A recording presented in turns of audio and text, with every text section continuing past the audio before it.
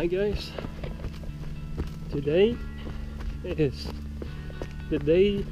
I have 2 days left to the race, and I'm also recovering from a cold, as you might hear. It's kind of crazy.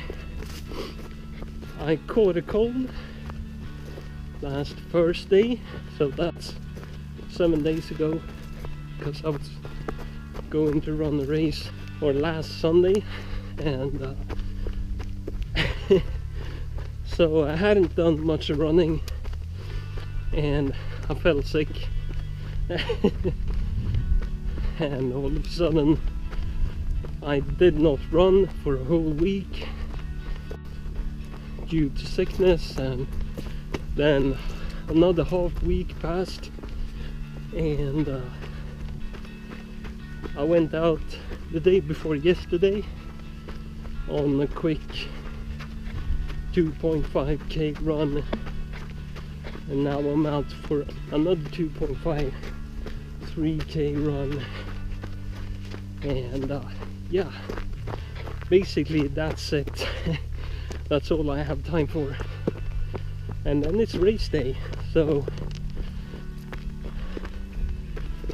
I could probably have asked for better preparation coming into the race, but I'm totally determined to do it still, to get it done, and I will give it an honest shot on Saturday.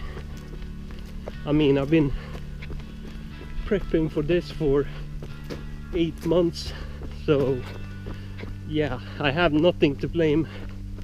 No injuries, nothing like that, nothing biomechanical other than that sickness. And yeah, I was out training for the trail race that I was supposed to run 2 weeks ago, and the race was last Sunday, so I went to prepare for that, and I brought the camera. Unfortunately, I had the wrong lid for the camera, so that footage is very low in volume. So but what I wanted to tell you was that I ended up taking 2 hard slams during that day. The first one, I broke a bridge, a half-rotten bridge that I ran up on, and it broke. And the second time, I was feeling super good going downhill on a technical trail, and then all of a sudden I was face down amid the blueberry bushes, so that kind of ripped up my knee pretty badly. But yeah, I'm okay today. As I said, no injuries, so I got bruised up, and I've been nursing a cut on my knee for 2 weeks now. So yeah, things could be better coming into this race, but I'm still stoked to do it day after tomorrow. From the recent runs up the Skulla Mountain, I would say I would land something on around 7 hours, but we'll see. Even if it's 12 hours, something like that, I don't care. I just want to get it done. For you who haven't been following me during the last 8 months, the High Coast Trail Marathon is a 43 kilometer race that takes place in the Skulla National Park here in the northern parts of Sweden. It's almost up there, but it's not quite up at the polar circle, the Arctic Circle. And all in all, we are to climb 1800 meters throughout 43 kilometers. So that's going to be rough, and but it's fun, you know.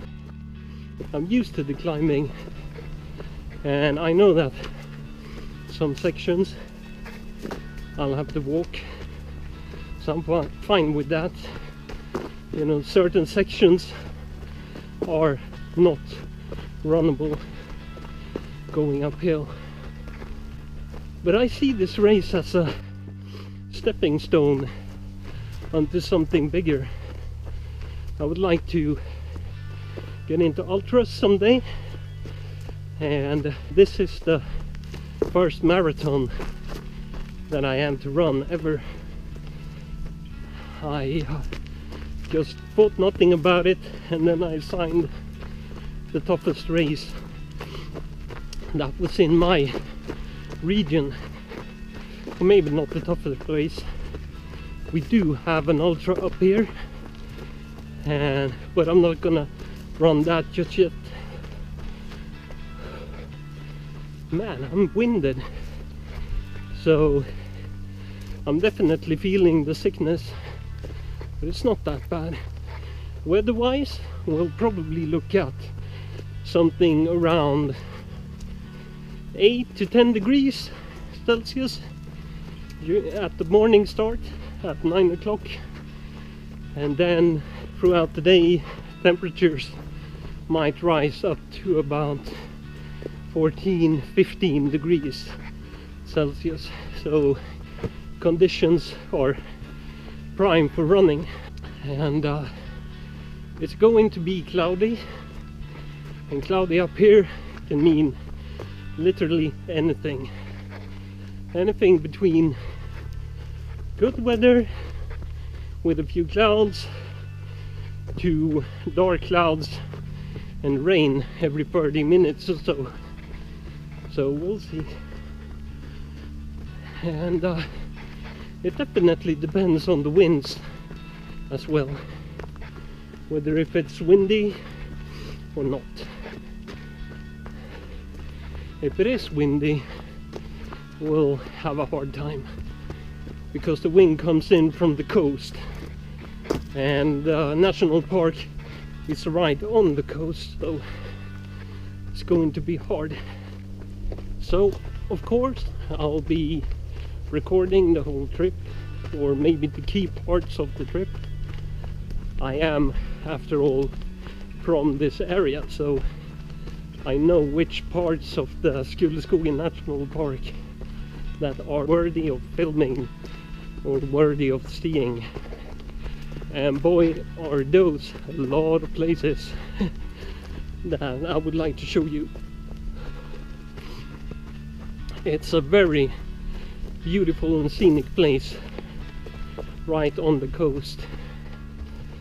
Apparently Skule Mountain is the highest coastline in the whole world, coming in at 297 meters or something like that.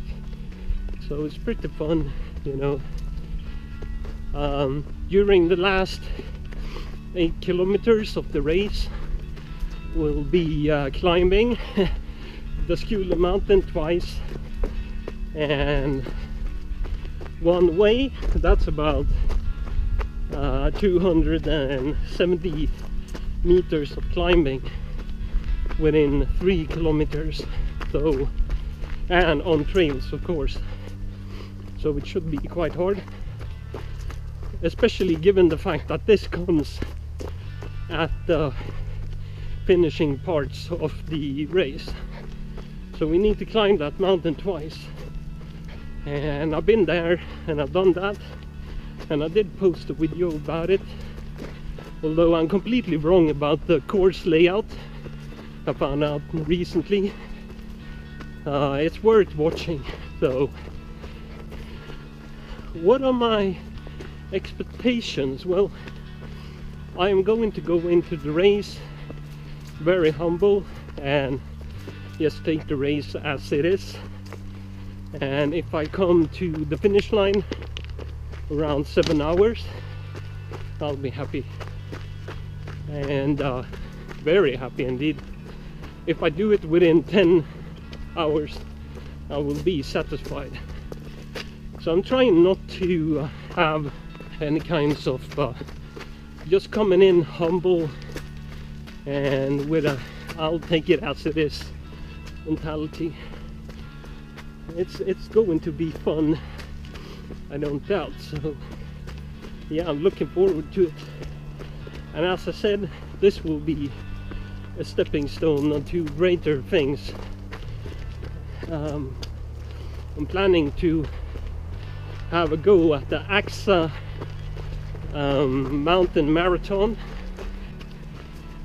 and that is in the Scans, and you climb high mountains up in that race.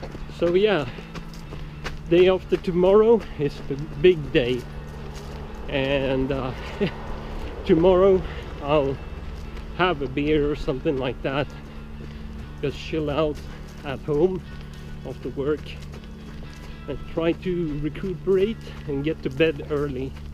And of course I'll be packing all my stuff, because then at 6:20 in the morning we're heading out to the race on Saturday. So it should be fun. And my family is coming to support me, so we'll be seeing them in the video that I'll be shooting, of course. And it's a self-sufficient race, so I can't accept anything from the other runners. So I have to carry all the gear I'm required to carry in my race vest. And I bought my first ultra race vest ever for this occasion, so, and I've been running with it throughout the whole summer, so I should be accustomed to it. But it's kind of tiring when you have a heavy vest packed and you're running with it with, let's say, 4 kilograms of stuff on your back. It really takes its toll. So yeah, see you guys around during the race, and probably I'll post these videos roughly at the same time. So thank you for watching, guys. See you guys around. Oh yeah, one more thing. I wanted to talk about the last month before the race, and we hiked the High Coast Trail in August. So that was roughly 100 kilometers of hiking with 25 kilograms of backpack on your back, and that was exhausting to do during 6 days. And the hike goes through hilly terrain, so it's a lot of ups and downs. I'd like to think it did prepare me quite well for the marathon, but before that I've been running on trails that are just as technical as the Skuleskogen trails, so I should be fine. But really, what made me start this video channel was me just getting fit. I really want to get into a better physical state in my life.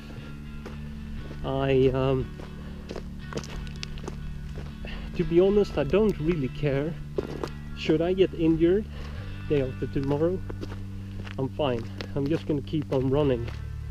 You know, it will be a DNF setback, and a major one at that, but the main thing with this journey and why I bought the camera and I started recording was that I wanted to just make a stand against myself, you know, and just convince myself that you can't really live an unhealthy life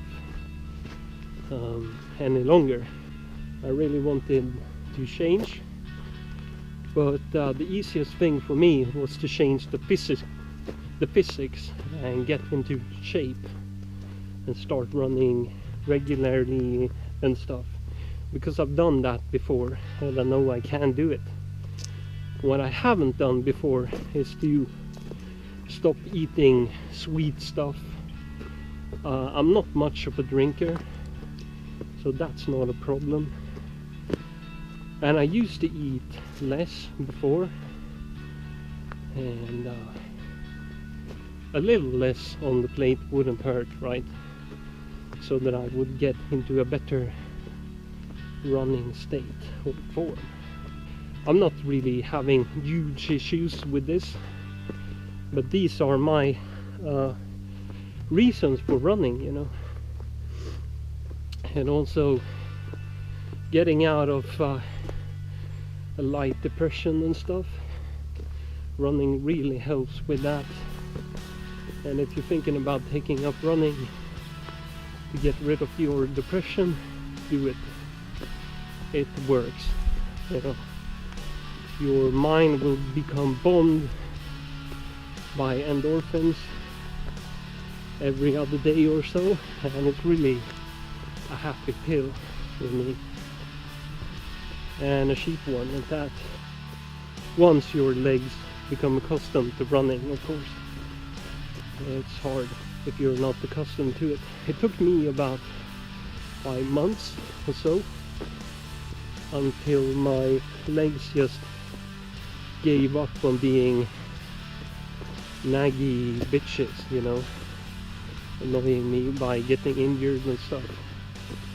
So after 5 months they just gave up and just became okay with the fact that I am running now, so you better deal with it.